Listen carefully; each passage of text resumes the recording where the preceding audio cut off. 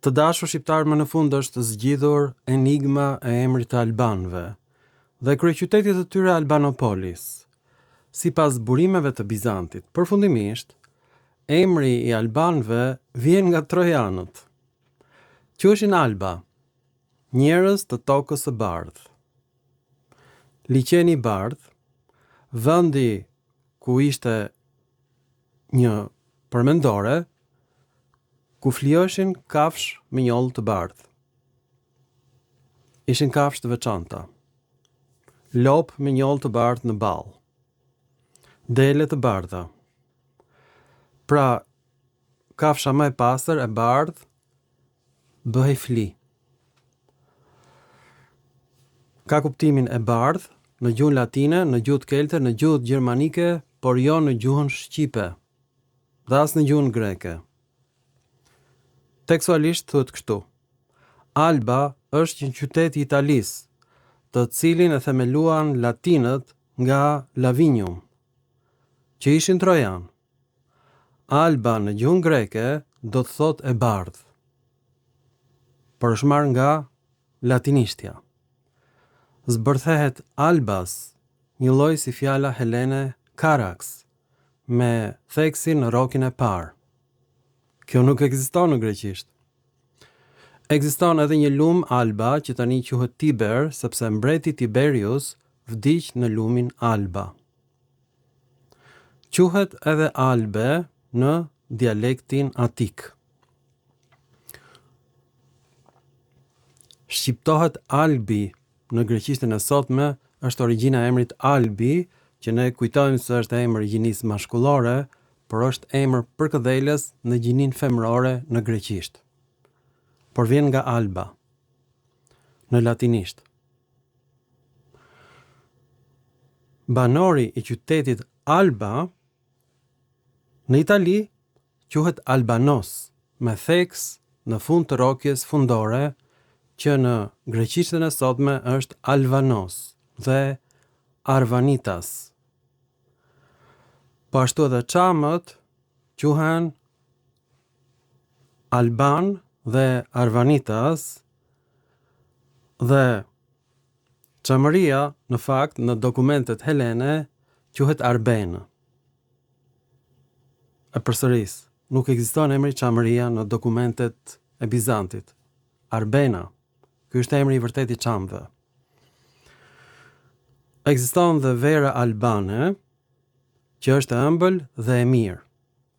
Përmendet dhe një vend Albanos, që në greqishtën e sotme është Alvanos, në Itali, ku bëheshin rite të shenjta, dhe një liqen Albanis, që në greqishtën e sotme është Alvanis. Ka dhe një qytet Albe në Kret, që shqiptohet Albi, me etnin Albaios, një lloj si Thebaios, që grekët sot i thonë Thiva. Mënyra se si është krijuar fjala Thiva dhe Thevaios në greqishtën e sotme ka qenë Albaios, etnia albanëve, një lloj si Thebaios. Merrni frym thellë. Vërtet që këto emra kanë hyrë në greqisht, por kanë hyrë nga gjuha trojane. Themeluesit e Romës ishin hitit nga Troja. Për këtë arsye, gjuha hitite është kaq e ngjashme me gjuhën shqipe. Kjo është çmenduria më e madhe që ka ndodhur në historinë e gjuhësisë botërore.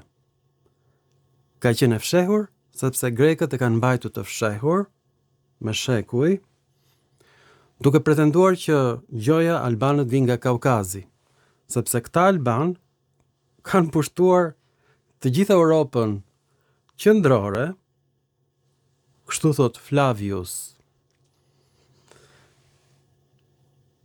një autor hebre me emrin Josefus,